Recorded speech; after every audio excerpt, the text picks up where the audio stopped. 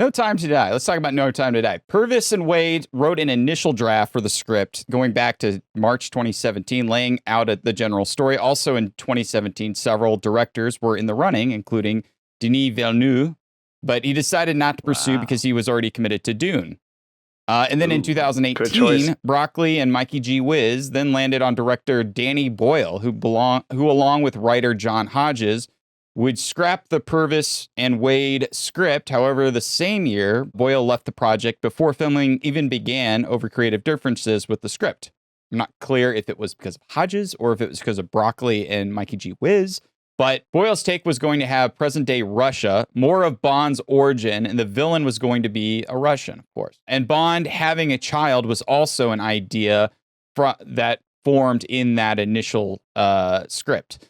But Eon quickly shifted gears to director Kari Fuji Fukunaga, which I'm going to butcher. Kari Joji Fukunaga. I think it's Fuji Fukunaga. Kari. Fukunaga. Joji. I think it's Fuji Fukunaga. Fukunaga. Eon quickly shifted to director Kari Fuji Fukunaga. Fukunaga directed films such as Sin Nobre, Jane Eyre, and Beast of No Nations, and you probably best know him for directing the first season of The True Detective, which he won an Emmy for. This also marks the first time in Eon had hired an American director for Bond, which is funny because considering how British Mendes is about the last film. Mendes.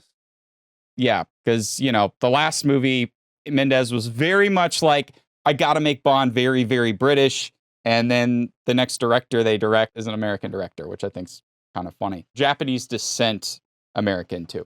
True Detective Season 1 is just one of the greatest things ever. Ever. There's a long single-take sequence in True Detective, and then they did the same thing here where it involves a shootout. Even though it's in a confined space, I think it's even more impressive than Mendes's single take from Spectre. Right. Joji uses his single takes for a purpose, specifically to heighten the tension of the scene at hand, whereas Mendes is show-offy and therefore pointless and therefore flat. I remember when the Boyle thing was announced, both hired and then he quitting, because I would have liked to have seen his, because it would have been a really interesting take. Like, at least he would have had a more unique style to it. It's Danny Boyle. He's a natural to make a Bond movie. And remember, he made that video, was it for the Olympics? Are you going to get to this, McCurdy? Oh, yeah. I remember what you're talking about. Where Daniel Craig Bond and the Queen parachute into the 2012 Olympics. Danny Boyle directed that. Yeah. And so, obviously he directed that because it was like a kind of like a appetizer into this movie. Yeah. And so it's one of those things where it's like, oh, wow, they're bringing in a well-known Oscar-winning director, just like Sam Mendes, to make this. And what's he going to do instead of Bond? Yesterday. Oh. A very mid-movie. So Purvis and Wade wrote the script alongside Fukunaga. So he's the first to actually have screenwriting credit as the director and the writer. Before this, it's only been a writer and then directors done separate. There were a couple of uncredited rewrites by Paul Haggis and Scott Z. Burns. Paul Haggis, if you forgot, I believe he did rewrites on Casino and Quantum. Yep, by Daniel Craig's request, Phoebe Waller-Bridge was asked to do a script rewrite, which she is credited for. People will say, oh, she's the first woman writer. She's not the first woman writer to write a Bond film. That goes to Joanna Hardwood, who co-wrote Dr. No and From Russia with Love. Waller-Bridge is an actor-writer. You may have seen her more recently in the Indiana Jones film, which is kind of weird based off of Chucky Rant's description of this film. But writing-wise, she's probably best known for her show Fleabag and Killing Eve. Mm-hmm. And I will go on and say, I personally think you can see there's things that she does in this movie that I can see. I'm like, she wrote that. That has to be her. Specifically, the handshake? Yes. It was so nice to work with you. Yes, it was. I respect women. Yeah. You were excellent. You too. Next time, stay longer. I will. Hey, a cigar for Felix. Thank you. Come on. Ciao. Ciao. Okay, bye. One that I would say that's not feminine based, it's more like the jokey stuff when our evil scientist guy is in the lab and they're doing pranks on him. I'm like, that seems like something that she wrote. She wrote a lot of stuff to add a lot of comedy to it. She was the one who was adding a lot of the levity to the Cuba scene. So you can kind of blame her for that. But a lot of it was because they wanted her to pump up Ava Armadillo. They wanted to bump her character up. And again, I do think this is something where kind of could blame Craig because he's like wanting to put his fingers in everything now and be like, well, I want all this stuff in the movie. And you're like, Craig, like, I know you're the actor, but like, calm down, you know, like that's my take on that whole thing. We talked about Pierce. Pierce was so passive, and he's like, yeah, just whatever. Just tell me the lines to say. Yeah. And it's like, come on, Pierce, like, you can stand up for yourself and make demands. But then the moment the next actor does, it's like, shut up and just say the lines we give you. Stop having opinions. Yeah, get out of here. I think when it comes to some of the tone shift in this movie, there's almost a part of me that thinks he did Knives Out and then got to this movie and it was like, I want to bring some of that Knives Out energy to this movie. The donut hole has a hole in its center. It is not a donut hole, but a smaller donut with its own hole. And our donut is not a hole at all. And no one said no. Like, no one was like, they couldn't say no because he was a producer. So you're like, what are you supposed to do? We saw it with Sean Connery. Sean Connery eventually was like, F James Bond. Like, F these movies. I'm tired of this. I don't want to be attached to this anymore. I'm going to go do something that is completely anti-Bond. Connery, though, him as a person, he is James Bond.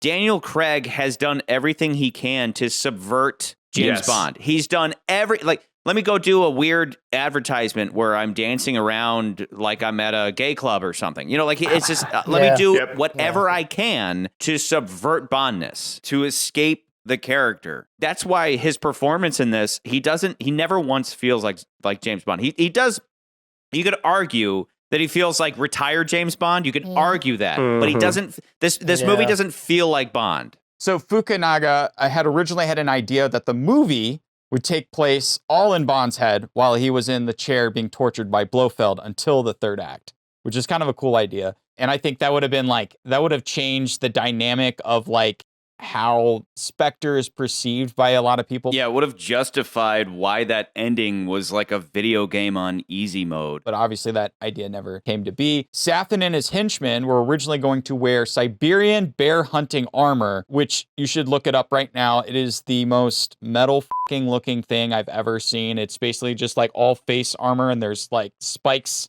everywhere on the body, but they decided to go against it. They originally were going to have a henchman that was going to have that, and they changed their mind. They ended up going with the Kabuki mask with Safin. They still snuck it into the movie, though. You see a spiked helmet in the corner of Safin's inner sanctum. While there are other movies that pull plots from books that weren't used, this movie does the same thing and pulls a lot. The later half of the film is pulled directly from You Only Live Twice. The actual plot line where there's a suicide castle, the poison suicide castle, poison gardens, all that stuff. And I think that's where Fujiyama was thinking of this whole idea of like having them have this Siberian bear armor, because there was a point where Blofeld was head to toe in samurai armor.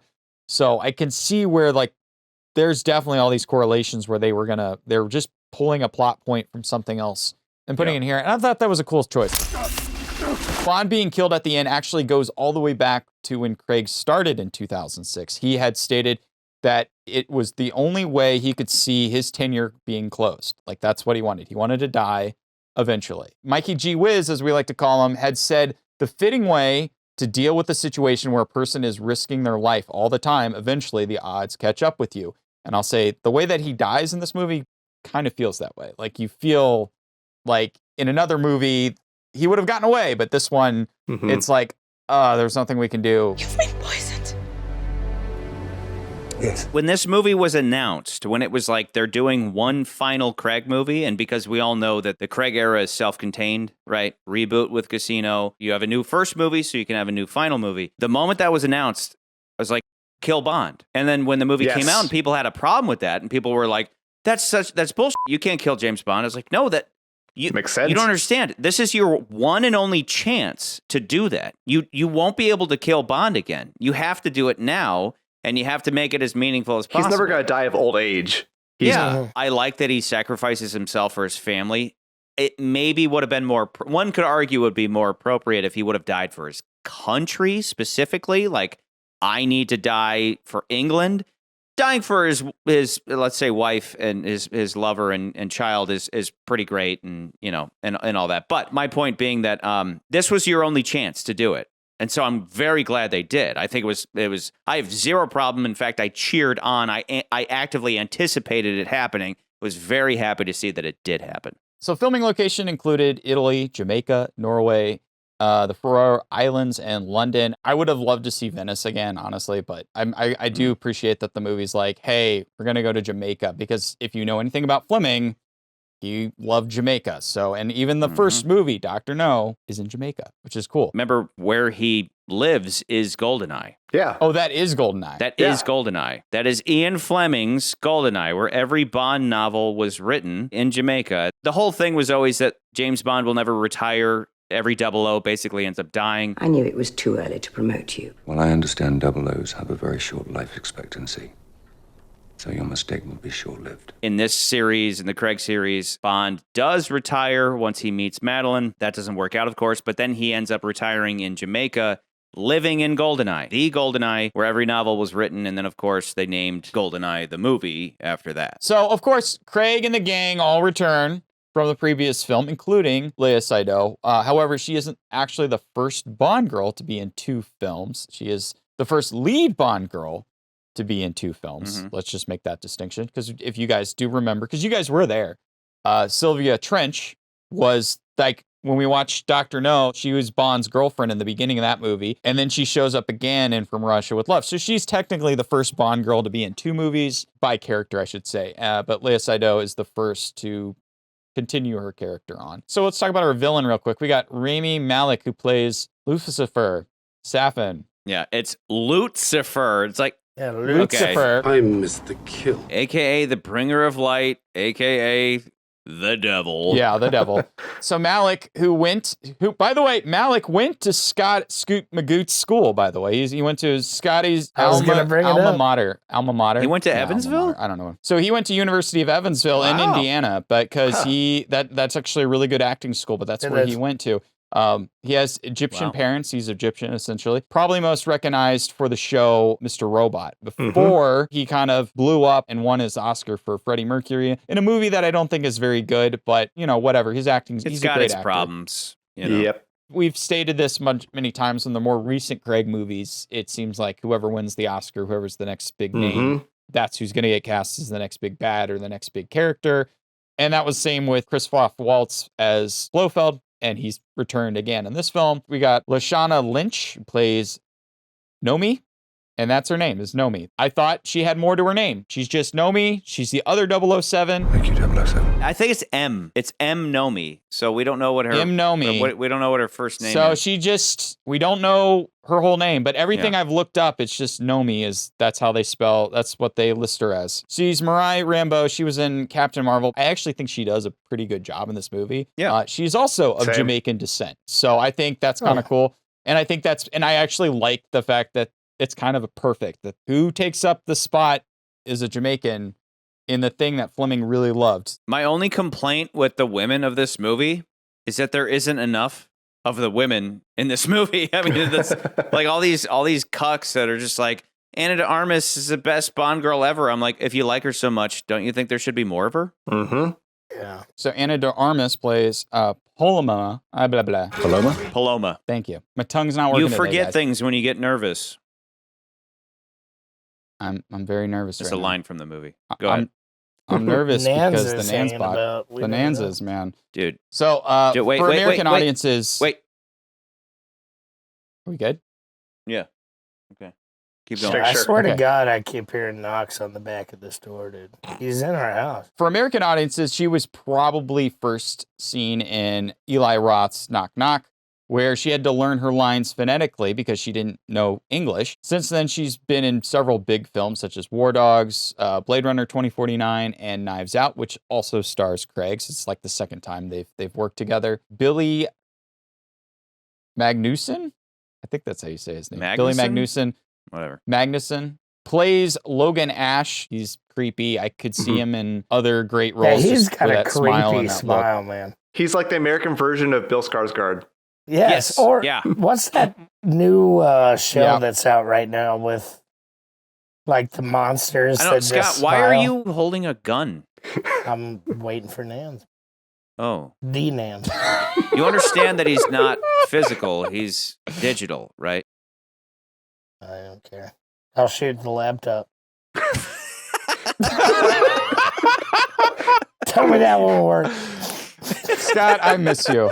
I miss you so much. David Dinnick plays Dr. Valdo Obershoff. He's a Swedish-Danish actor. He plays our creepy scientist, which I really do feel like was a callback to Boris from GoldenEye. Like, that character kind of reminds me of a... I think it's a Boris because, like, think about it this way. Boris is introduced at a lab. It has the weapon. I am invincible! I will put Ebola in your tea. And everybody hates him because he's a prick. When the bad guys come, they snatch the weapon and they snatch him. But then at the end of the movie, he's at Safin's poison factory making the deadly weapon. It's the same thing that Boris is doing. He's helping make sure that the GoldenEye weapon goes online and does its thing. I'll give you that. I never once thought of Boris, which is kind of shocking, but I'll give you that. Boris just with random out of the blue racism. A little bit, yeah. I do not need a laboratory to exterminate your entire race from the face of the earth. I felt like he was trying to plead for his life, like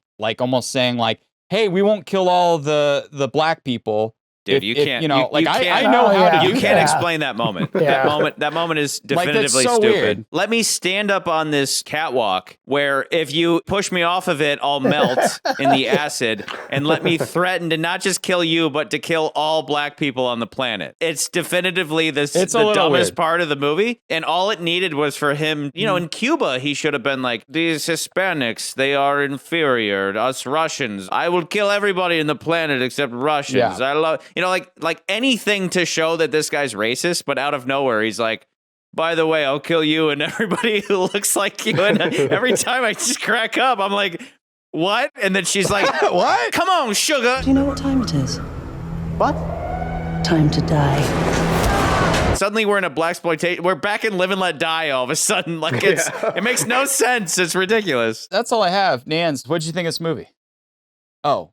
Right. We don't do that anymore here, do we? Because we found out Nans was actually a robot from the future, trying to kill us all. But we are protected by a quantum encrypted wall right now. Which, all right, let me cut in, Charlie. Remember that fucker tied me up. So how are you going to tell me he lives in a computer? He's still physical. None of this plot makes sense. Listen, I will explain. He actually went digitally into Scott's brain. Scott actually tied himself up. Yeah, probably. I'm into kinky shit anyway, so... Yeah, that was a very odd turn of events. I'm still grieving internally, like emotionally trying to like fix my internal self. I wrote it on a piece of paper, and then I set the piece of paper on fire, and I threw it off my deck. Right.